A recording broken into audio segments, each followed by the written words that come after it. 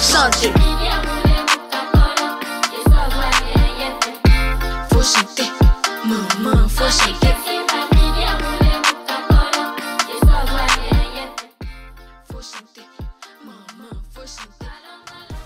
Bonjour à tous, bienvenue dans la capsule, la nouvelle émission du blog Candy Côte d'Ivoire. Je suis Mano et dans cette émission, je vais vous raconter des faits parfois méconnus de l'histoire de la Côte d'Ivoire. Alors, prenez place. Aujourd'hui, dans ce premier épisode de la capsule, je vous parlerai de l'histoire tragique du complot d'Assabou qui a eu lieu en 1963. En 1963, le gouvernement ivoirien procède à l'arrestation des élites intellectuelles du pays. En effet, ces derniers sont accusés de complot contre le chef de l'État, le président Félix Houphouët-Boigny. Parmi eux figurent de grands noms de la scène politique ivoirienne, tels que Jean Konan-Banny, Charles Donvayi, Ernest Boka ou encore Amadou Thiam, ainsi que des grands noms de la lutte anticoloniale comme Jean-Baptiste Moquet, Anne-Marie Ragy ou René Coré.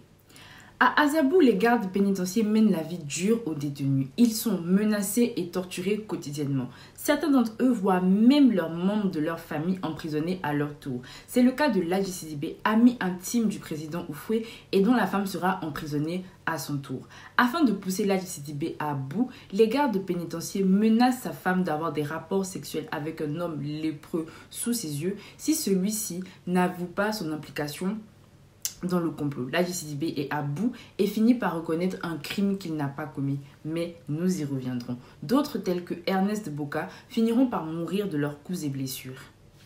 Néanmoins, le gouvernement n'arrive pas à arrêter tous les présumés complotistes et l'écrivain Bernard Dadier en est la preuve.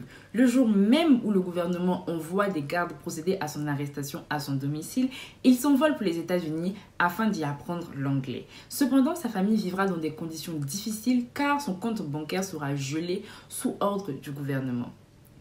Puis, entre 1966 et 1967, contre toute attente, le président Félix Houphouët-Boigny décide de libérer progressivement les détenus et de leur présenter officiellement ses excuses. Quelque temps plus tard, il déclare alors « D'habitude, c'est à moi qu'on demande pardon. Pour une fois, c'est moi qui demande pardon.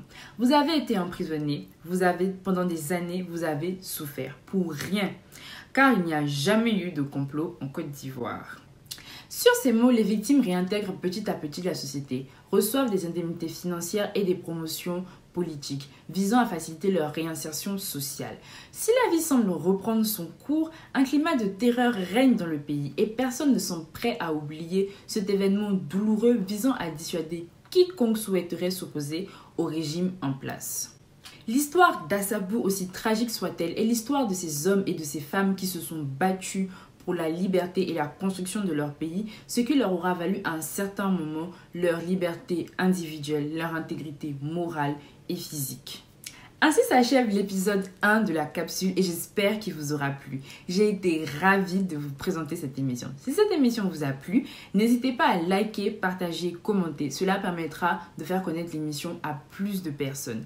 Enfin, abonnez-vous à la newsletter et suivez-moi sur les réseaux sociaux du blog pour ne rater aucune actualité. À très bientôt pour une nouvelle émission de la capsule. C'était la capsule, votre dose de savoir sur l'histoire de la Côte d'Ivoire.